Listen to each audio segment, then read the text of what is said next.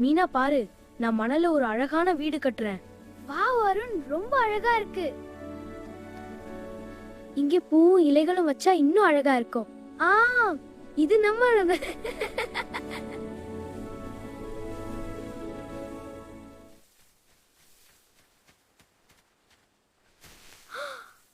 ஐயோ, தவறுதலா உடைஞ்சிருச்சு. மீனா, நான் எவ்வளவு கஷ்டப்பட்டு கட்டின தெரியுமா? மன்னிச்சு அருண், நான் கவனிக்கல. அருண், கோபம் வந்தால் நட்பு உடைந்து போகும். அமைதியா இருந்தாதான் நல்லது. செல்லிடத்து காப்பான் சினங்காப்பான், அல்லிடத்து காக்கின் என் காப்பான்.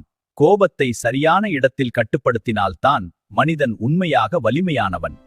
இந்த கதையைப் போல இன்னும் பல திருக்குறள் கதைகள் இருக்கின்றன. அடுத்த திருக்குறள் கதை நாளை.